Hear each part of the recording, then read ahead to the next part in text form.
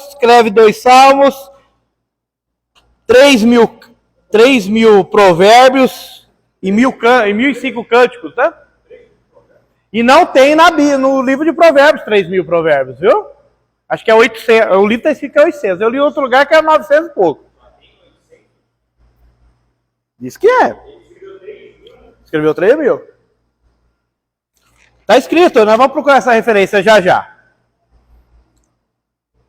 Ah, ele tinha outro nome, viu? Quem já ouviu falar de Gedidias? Gedidias é Salomão. Quer dizer amado do Senhor. A Bíblia fala que quem chamou Salomão de Gedidias foi o profeta Natã. Amado do Senhor. Mas ele ficou conhecido como Salomão mesmo. O título original, irmãos,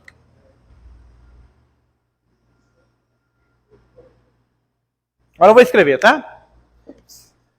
Aqui é importante, aquela historinha de meia hora aqui não vamos levar em consideração. Ali, ligou, meu bem? Tá bom.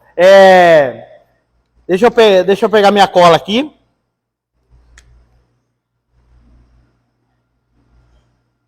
Michelei.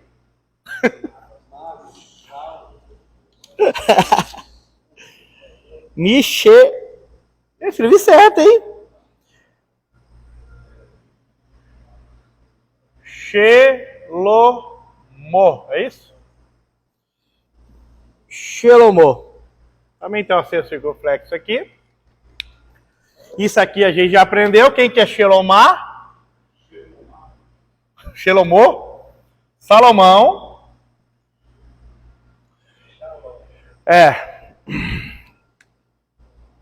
E Michelei Provérbios. Essa palavra aqui vem do hebraico machal e quer dizer paralelo, semelhante,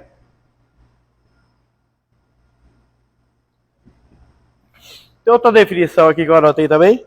Descrição comparativa.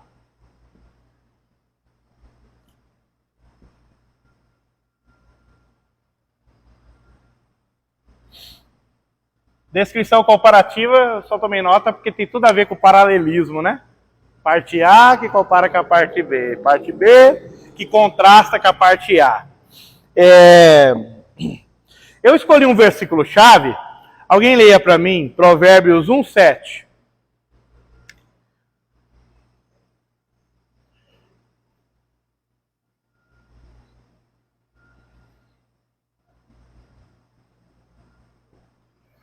Chegou? Provérbios 1:7.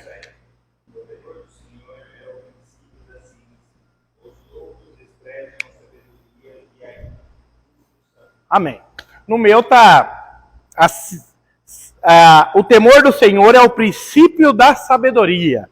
Os loucos desprezam a sabedoria e a instrução. Dentro desse versículo, nós tiramos também a palavra-chave, que na minha tradução, mais popular, acredito, é sabedoria.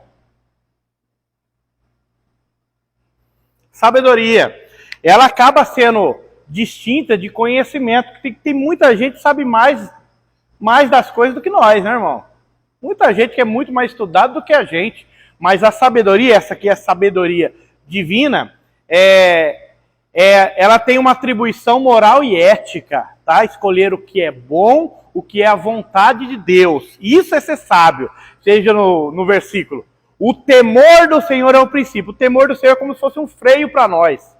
Tá? Tem coisas que a gente não passa, né? Tem limites. E para Deus, e nas palavras de Salomão, isso é sabedoria. Temer a Deus é sabedoria. Tá? É tomar as decisões baseadas no que Deus aprova ou que Deus não aprova. Essa é a verdadeira sabedoria. É interessante que, eu não preciso mais dizer quem escreveu o provérbio foi Salomão. Salomão, em 1 Reis capítulo 3, a partir do verso 9, antes disso, ele tinha feito um culto a Deus e oferecido um sacrifício de 1000 touros. Isso é a primeira vez que há na Bíblia, um grande sacrifício. Ou seja, ele começa tudo bem. Sabe, ele começa dedicando o seu reino a Deus, falando que ele era pequeno, que sozinho ele não conseguiria. E quando ele faz esse grande sacrifício para Deus, ele vai dormir e Deus fala com ele em sonho. Olha só, ele tem que entender, né? Deus se agrada do sacrifício e depois Deus se manifesta, né? Deus se agrada do sacrifício, aparece em sonho para ele e o prova com a pergunta: pede o que queres que eu te darei. E o prova. Tá? Ele podia ter pedido riqueza, ele podia ter pedido glória, né? Ele podia ter pedido derrota dos inimigos, mas em vez de pedir para si só, ele fala: Senhor, eu sou pequeno e muito grande esse povo, dai-me um coração entendido para que eu possa julgá-lo com justiça. Aí as palavras de Deus como pediste sabedoria e não riqueza, glória e a derrota dos seus inimigos, eis que eu te darei sabedoria, e riqueza, e glória, e derrota dos seus inimigos. Olha só, como é importante saber pedir, irmão. Oi?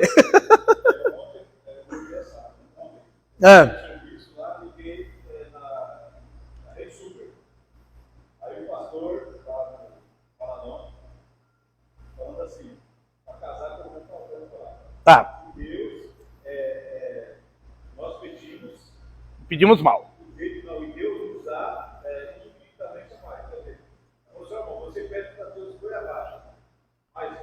Te dá um Romeu e Julieta. É isso aí. Sim. Ó. Peraí, deixa eu. Peraí. Você tá muito na frente. Deixa eu. Peraí. A gente fala sobre isso se der tempo de eu terminar a matéria, tá? Peraí. Essa pergunta deixa em off aí, tá bom? Só. Esse pastor aí se baseou em Efésios 3:20. Aquele que é poderoso para fazer tudo, vírgula, abundantemente, vírgula, além do que pedimos ou pensamos. Olha que tremendo. Eu vejo isso na vida do outro rei de Judá, reino do sul, Ezequias. O profeta Isaías foi lá dizendo para ele colocar a casa em ordem, porque ele morreria e não viveria. É interessante se colocar a casa em ordem, porque Ezequias foi um bom rei. A Bíblia fala que depois de Davi foi Ezequias, tá? Sobre virtudes, né, para reinar. E esse põe a sua casa em ordem, já ouvi um monte de pregação dizendo para ele consertar os pecados, ver o que estava fora do altar. Bacana. Mas eu pego a teologia emprestada lá do cego de nascença, capítulo 10 de João. Ele fala para os oficiais do templo que interrogaram ele: sabemos que Deus não ouve pecadores, mas se alguém é temente a Deus e faz a sua vontade, esse ouve. Teologia do cego de nascença. O que a Bíblia fala? Que quando Isaías dá essa palavra, ele estava deitado, que estava com a doença de cama, que aparentemente era mortal. Ele vira o rosto e faz uma oração: Senhor, lembra-te que andei diante de ti em justiça e fiz o que era mal aos seus olhos. Fiz o que era bom aos seus olhos. Então ele não tinha pecado para resolver não, irmão. Porque o Isaías nem saiu do palácio e voltou para trás. E o que ele fala? Te concedo mais 15 anos. E vitória sobre o rei da Síria. E mais algumas coisas, vai jogando, entregando queijo também, né? Então não é muito certo, não. Mas como eu toquei no assunto, deixa eu dar a minha opinião a respeito sobre o que é colocar a casa em ordem. Se você pegar a continuação da história, você vai saber que quando ele morreu, ele não deixou um rei que temia a Deus. Seu filho Manassés foi o mais perverso que houve em Judá. O pior, Manassés, acredita-se a tradição que foi ele que mandou serrar o profeta Isaías. Põe a sua casa em ordem, o que é? Prepara um sucessor para ficar no seu lugar. Aí, Ele orou e Deus, Deus foi, o Deus de já voltou e já mandou. Um homem que está em pecado, Deus vai responder tão rápido assim? Não dá para acreditar. Oi? Talvez, né? Talvez. Não, a gente interpreta assim. Mas aparentemente, se Deus não ouve pecadores, como poderia ouvir Ezequias, sendo que os pecados fazem divisão entre nós e o nosso Deus? Sim, foi isso mesmo. Mas tá bom, mas não é Ezequias. Pá. Bate-papo. Sim. Provérbios 1, versículos 2 a 6. Eu vou abrir com os irmãos, que eu mesmo leio. Vocês querem acompanhar? Não é chuva não, né? Não. Bem, irmão. Tem congresso hoje, irmão. Tem congresso hoje. Vamos falar agora a respeito do propósito do livro. Por que foi escrito? Propósito. Está escrito aqui no capítulo 1.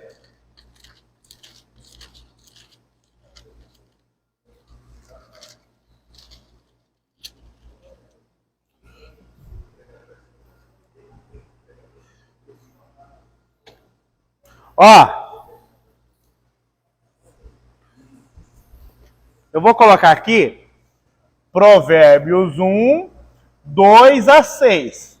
Então, se eu perguntar, não sei se eu vou perguntar, quais são os propósitos, vou colocar no plural aqui, os propósitos do livro de Provérbios. Vocês vão abrir aqui, tá? E eu acabei de fechar que já estava aberto.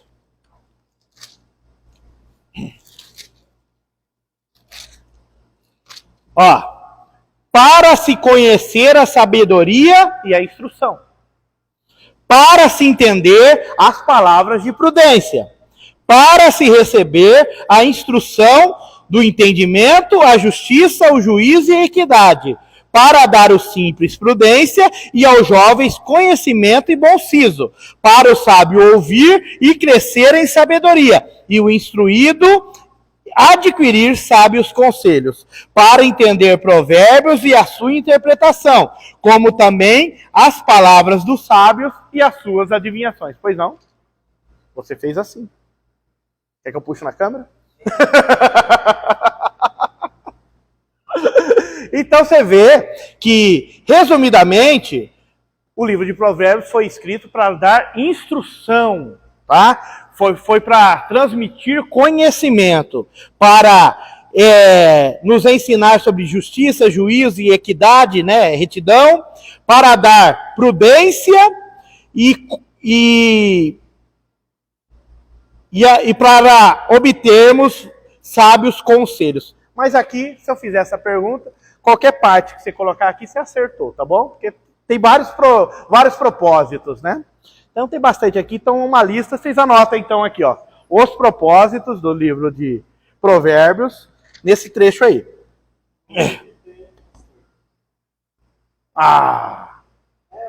Retidão, orientação, cuidado com essas passos, então tá tranquilo, tá na apostila, então não precisa anotar. Nem sabia que tinha. Agora vamos falar da autoria, que a gente já... apenas dar um esclarecimento, eu posso apagar? Pode. Eu escrevi pouco. Escrevi grande, mas pouco. A autoria, vamos colocar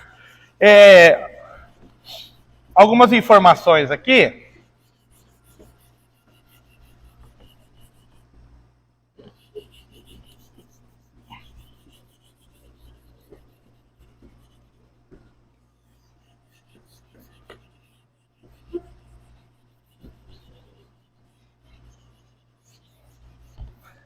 Tem algumas coisas que eu já falei, então dá para ser bem rápido. Autoria, tá? Coloca aqui a autoria, que eu não pus. Autoria.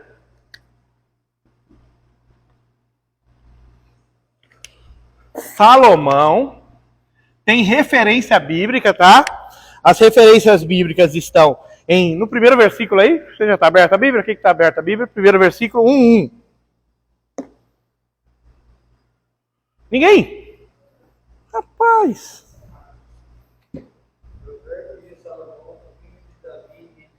Então, já temos até uma...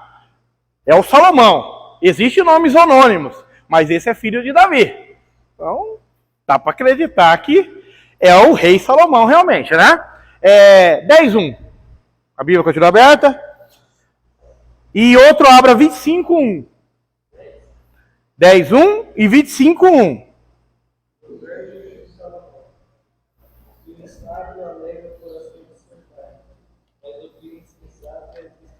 Tá, só a primeira parte. Provérbio de Salomão. É o versículo que está escrito, não é o título.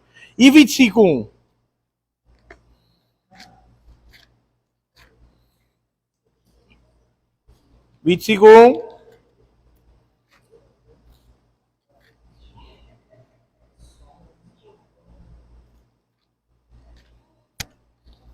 São também esses provérbios de Salomão, os quais transcreveram os homens de Ezequias.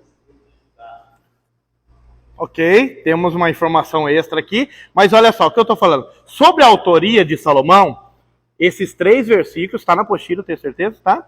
1:1, 10:1 e 24:1, 25:1. 25:1, está escrito lá, o versículo está escrito, que é o provérbio de Salomão, tá? E no versículo 1 fala que é o Salomão, filho de Davi, que foi rei sobre Israel, tá? Então é o Salomão certo, vamos dizer assim. Eu quero ler com vocês, se possível, vocês querem acompanhar, eu vou ler para vocês também. 1 Reis 4, 29, sobre a sabedoria de Salomão. E Deus deu a Salomão sabedoria, muitíssimo entendimento, largueza de coração como a areia que está na praia do mar. E era a sabedoria de Salomão maior do que a sabedoria de todos os do Oriente. E do que toda a sabedoria dos egípcios.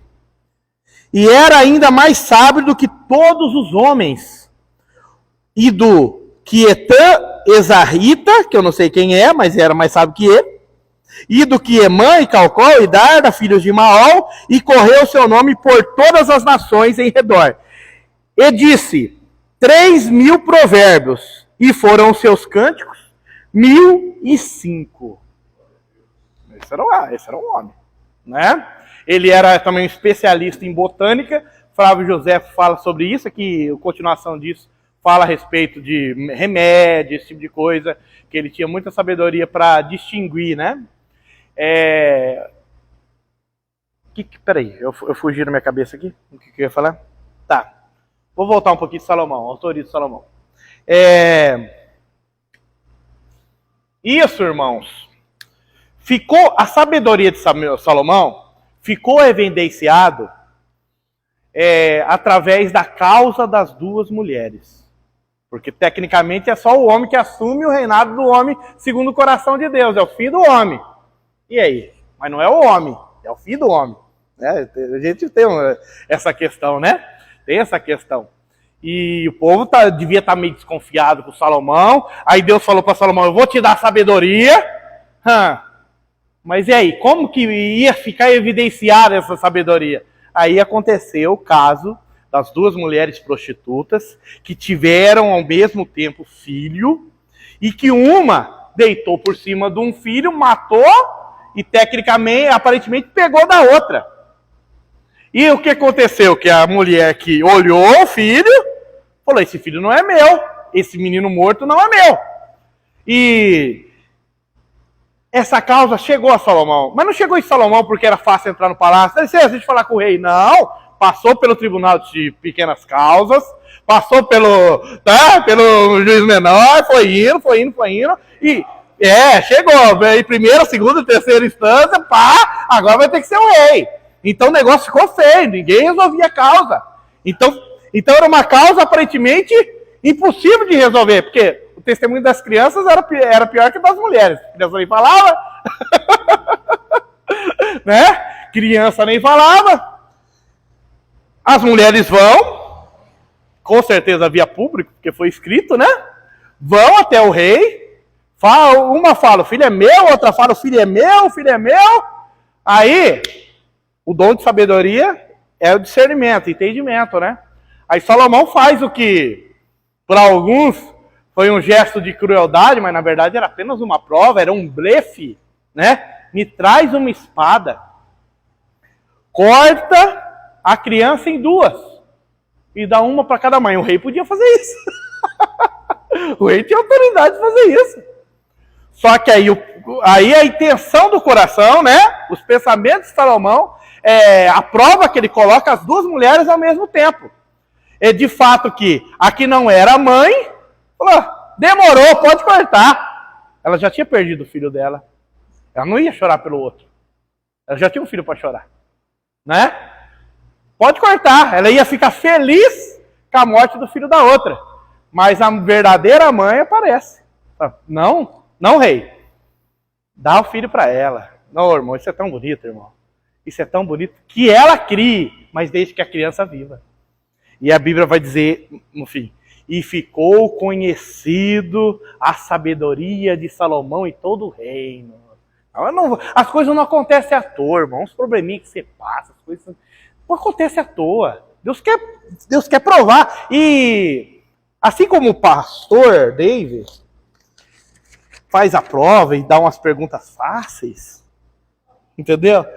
O irmão tirou 9, eu só ia por cima aqui. Por quê? A intenção da prova é aprovar. Tá? A prova na sua vida da mesma maneira, viu? Deus quer te aprovar, não te desanimar. Tá bom? Então, a criança morreu. Deus usou esse fato, a confusão, para que o Salomão fosse reconhecido em todo o reino. Acredita-se que Salomão colecionou o que ele chama de palavras dos sábios e incorporou aos seus escritos. Então ele interpretou as palavras. Isso está lá no propósito do livro, tá? E interpretar as palavras dos sábios. E alguns dos seus provérbios foram posteriormente incluídos no livro de provérbios. Está falando aqui, são os provérbios do capítulo 25 ao capítulo 29. Foi você que leu? Provérbios, capítulo 25, 1, onde está escrito Provérbios de Salomão. Ó, então, até Ezequias, os provérbios de Salomão eram uns. A partir de Ezequias eram outros. Tinham mais. É que nem a nossa harpa avivada. Né? Você tem aquela harpa tradicional, antiga, desde que você vê na igreja, 20 anos atrás, tem 524 hinos. Né? A de hoje eu nem sei quantos hinos tem, vai ter mais de 600. Tá? E já teve menos, tá? Foi uma atualização. Deixa eu mostrar aqui. Eu falei que é Provérbios 25, né? Opa! Ó, começa a sessão. Também esses são Provérbios de Salomão. E afirmação. Os quais transcreveram os homens de Ezequias, rei de Judá. Tá vendo? Que Ezequias, ele obteve alguns provérbios de Salomão que não estavam incluídos no livro de provérbios, e o próprio rei Ezequias mandou alguns sábios entendidos compilarem e colocarem no final do livro, tá? 25 ao 29. Tem aqui. E por último, ó, aqui, ainda eu estou na autoria, tá? Sábios de Ezequias. Não, vou colocar sábios. Não, peraí. Vou colocar diferente aqui. Salomão escreveu a maioria dos provérbios. Ele introduziu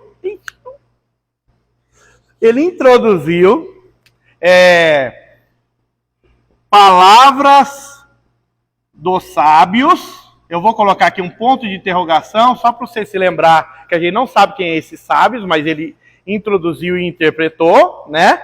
E os homens de Ezequias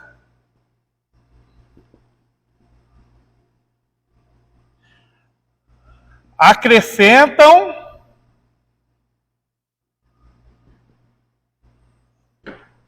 mais provérbios.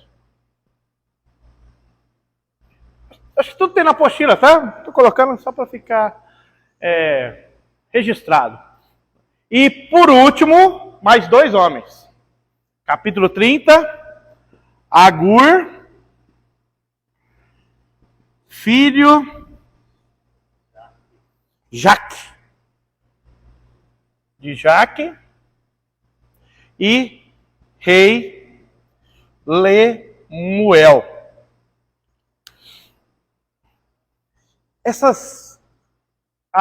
Os escritos de Agur e de Lemuel são bem conhecidos, viu, irmãos? Que nem, assim como a gente tem que ter prudência no livro de Salmo para falar o Salmo de Davi, o livro de Provérbios a gente tem que ter uma certa prudência aqui, principalmente nos últimos capítulos, 30 e 31. Por quê? Olha só, deixa eu ver aqui, Provérbios 30. Foi o Agur que falou esse versículo, ó, afasta de mim a vaidade e a palavra mentirosa, não me dê nem a pobreza e nem a riqueza. Mantém-me do pão da minha porção de costume, para que porventura, estando farto, não te negue, não preciso de Deus. E venha dizer, quem é o Senhor? Não preciso de você, né? Ou que empobrecendo, eu não venha roubar e tomar o nome do Senhor em vão. Por quê? Porque a pessoa que peca contra o homem, ela peca primeiro contra Deus. Não tem como, só eu fiz contra o homem, Deus está em paz. Não, não tem. Você não tem paz e comunhão com o seu irmão que você vê, você não tem comunhão com Deus que você não vê. Tá? Então, esse versículo é muito famoso. Ele é muito, com certeza é usado no Evangelho da Prosperidade, mas, no entanto, é um versículo de contentamento, né? Eu quero a porção de todo dia. É a pessoa que agradece a Deus pelo que tem. Tá? Senhor, eu não quero riqueza não, porque se eu for rico, eu posso blasfemar. É um homem que se conhece. Tá? Mas não me dê a pobreza também, porque eu tenho medo de não ser fiel com pouco. Né? O que o Senhor tem me dado tá bom. E no 31, quem sabe o que tem no Provérbios 31? Mulher virtuosa, quem achará? O seu valor excede o de rubis. Alguns acreditam que foi um acréscimo, que não foi Lemuel que escreveu. Mas começa aqui no versículo 1, palavras do rei Lemuel, a profecia que lhe ensinou sua mãe. Isso aqui é o que tanta mãe falou para o rei Lemuel. Como filho meu, e como filho do meu ventre, e como filhos dos meus votos, não dê às mulheres a tua força. Esse é o fogo aí. Nem os teus caminhos ao que destrói os reis. Não é próprio dos reis, ó Lemuel, não é próprio dos reis beber vinho, nem dos príncipes o desejar bebida forte, para que bebendo se esqueçam da lei e pervertam o direito dos aflitos. Dai bebida forte ao que está prestes a perecer, e o vinho aos amargurados de espírito. Aqui temos o quê? O conselho da mãe do rei Lemuel. Ele é um rei. Ele conhece Lemuel? Não conhece. Eu li, um dos livros que eu li sobre o assunto, falam que tanto o Agur quanto o Lemuel, eles são do lugar chamado Massá. Massá, com dois S, tá? Massá. Massá é um dos filhos de Ismael. Então, provavelmente são reis árabes. Daquele tempo. O Alcorão veio 700 anos depois da Bíblia, tá? A Bíblia não copia o Alcorão, não. Não adianta procurar. É o Alcorão que copia a Bíblia. Que corrompe a Bíblia, que fala as coisas da Bíblia. Por quê? Porque a Bíblia foi fonte do Alcorão, mas o Alcorão jamais foi fonte da Bíblia. Então, provavelmente, Massá, sendo Massá um dos filhos de Ismael, provavelmente esses dois escritores aqui são árabes. Que, como eu disse, ele compilou palavras dos sábios, mas esses sábios aqui, rei Lemuel e Agur, ele citou o nome. Eu acabei? Deixa eu ver se eu acabei. Eu fiz uma divisão de conteúdo aqui. Eu vou pular ela. Vou escrever não. Mas se você querer escrever, discurso sobre sabedoria. Capítulos 1 ao capítulo 9. Esse não está na apostila, tá?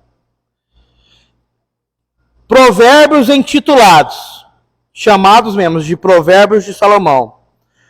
Capítulo 10 ao capítulo 22 até o versículo 16. A partir daí, do 22:17 até o capítulo 24, admoestações ou interpretações sobre as palavras dos sábios. Do 25 ao 29, os provérbios compilados pelo rei Ezequias, 30 palavras de Agur e 31 palavras do rei Lemuel. Bom, aqui, a gente já falou muito do Salomão, então Eclesiastes eu vou terminar aqui e a gente vai embora, porque eu também estou com pressa.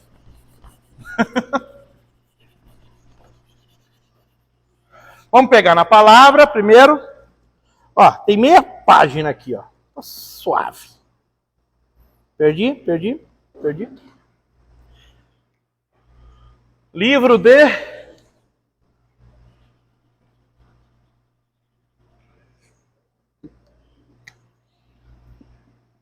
Eclesiastes.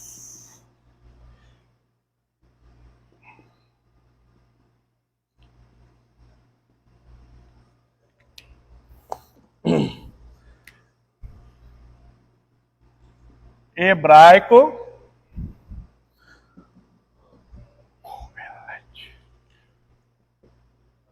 Coelete. Está escrito assim também, ó. Com que em vez de cá. O que isso quer dizer? Coelete. Pregador. Aquele que se reúne. Está escrito pregador aí na apostila? Ou alguém que se dirige a uma assembleia. Então, peraí, a minha definição está um pouco mais expansiva.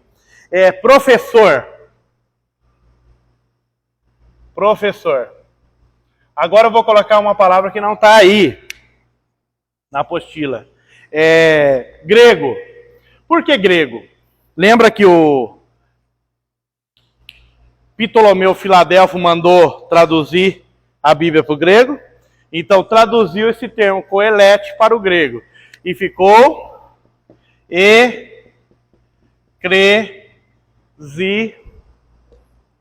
isso mesmo, Eclesiastes, né? Eclesiastes. De onde veio a nossa tradução. Tá? Eclesiastes, então, é grego. E na definição de Eclesiastes está o que fala a uma assembleia. Eles misturaram tudo aí, né? Ok. Vírgula, pregador.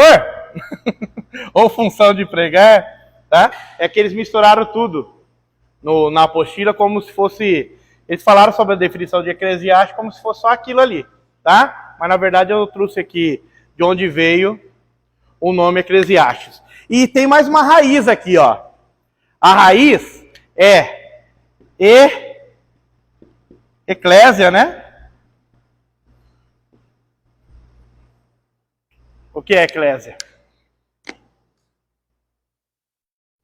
O que é eclésia? Eclésia. Ajuda aí. Eclésia.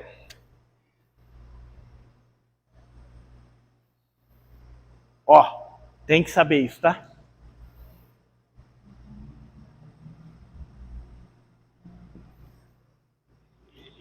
Igreja. Só tá em Mateus 16 e 18, né? A palavra igreja no Evangelho só tá naquele trecho lá. Tu és Pedro e sobre essa pedra edificarei a minha eclésia. Tá? Palavra grega. Tá?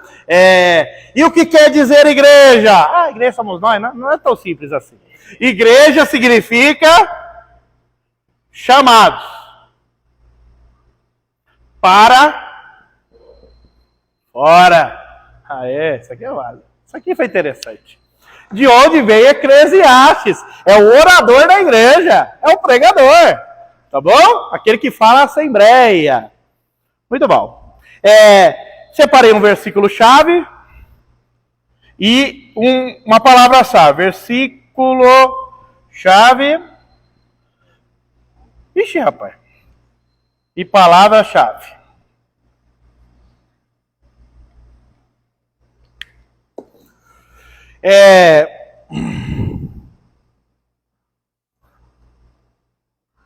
Eclesiastes 1:2.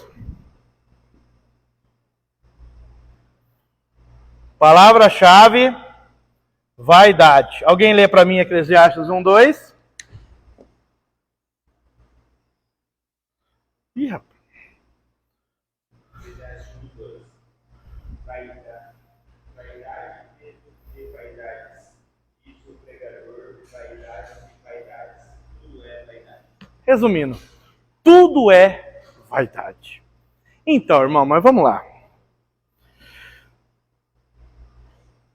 O escritor de Eclesiastes, ele não está falando de ostentação, tá? Ele não está falando de ostentação. Ah, eu estou de óculos, isso é vaidade. Não é isso. Ah, a irmã colocou um brinquinho, vaidade. A irmã é vaidosa. Não é isso. Vaidade, para o escritor de Eclesiastes, significa coisas vãs. Tá? Que sim, pode ser atribuída como excessos, né? Essas coisinhas, né? Coisa que não precisa, né? Peraí. Ah, tá, lembrei. Eu quero continuar um pouquinho com vocês uma leitura aqui do capítulo 1, para a gente entender o sentimento do escritor. É o mesmo escritor, mas em fase diferente da vida. Diz a tradição que Salomão, quando é jovem, escreve cantares. Um homem apaixonado, um homem, um amante, um namorado, né? Quando ele chega a certa maturidade, Deus dá o dom de sabedoria para ele, ele escreve provérbios. E deixa um legado para todos, né? Agora, quando ele está para retroceder, né? Tainá não, é o Renan.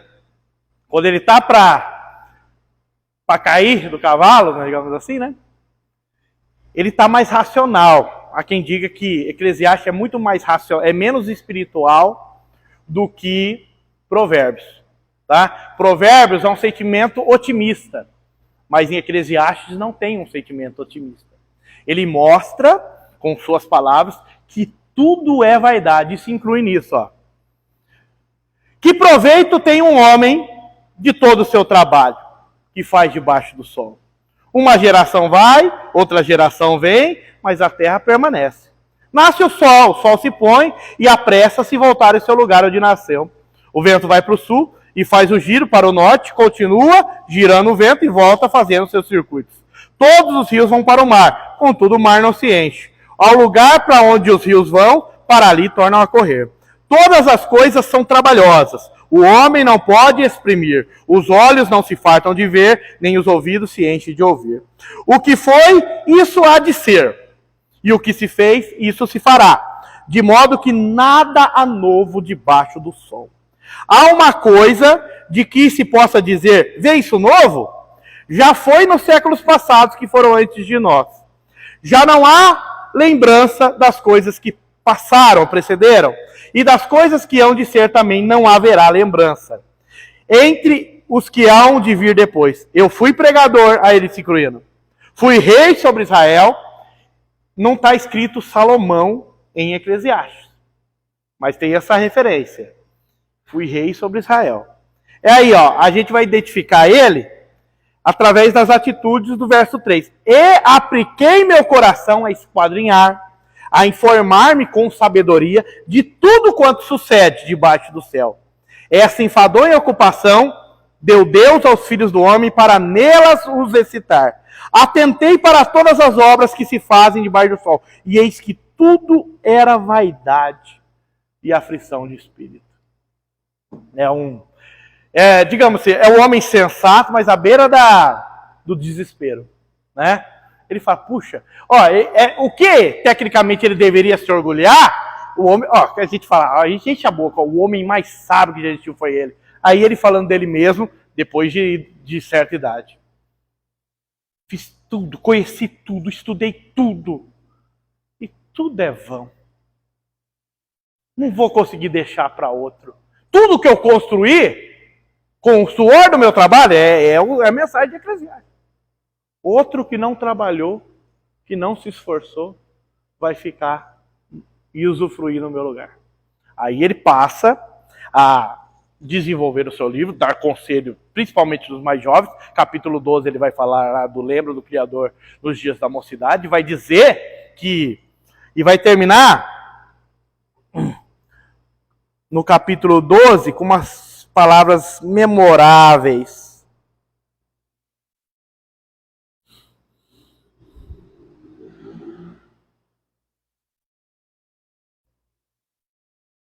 12:8. Vaidade de vaidade, diz o pregador. Tudo é vaidade. Esse versículo vai se repetir.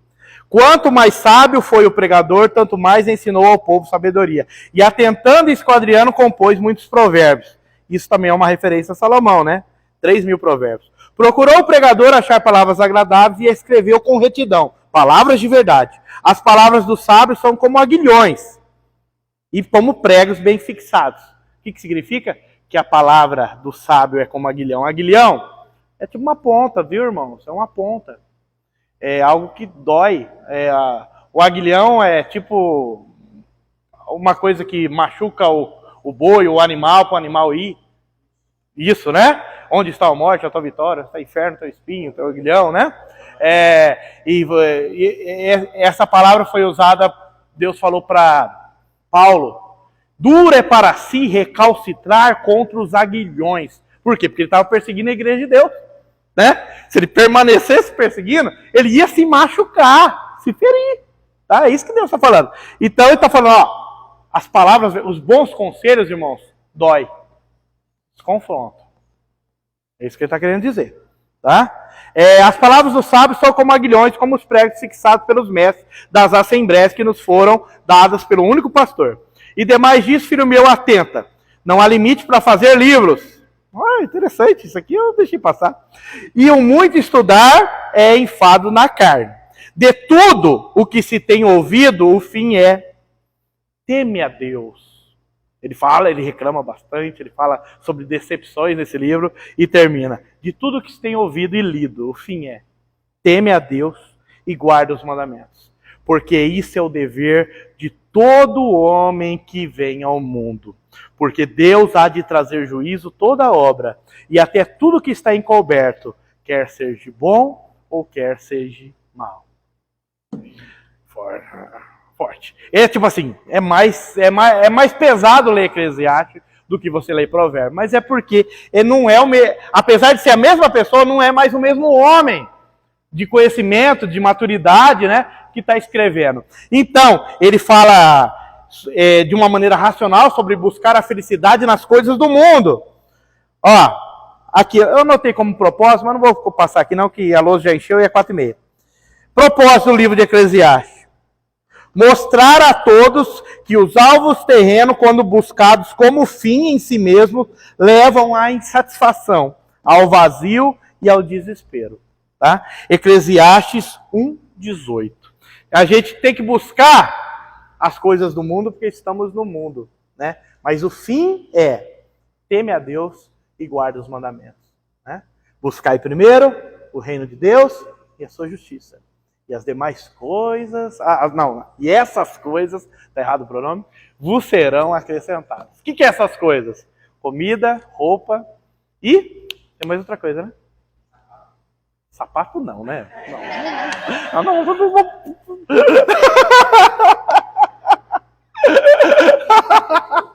Entra na net, né? Então, tu falei que tá no contexto quando ele fala esse versículo, ele fala, ó, é comida e roupa mesmo, né? É comida e roupa, que é considerado essencial, né?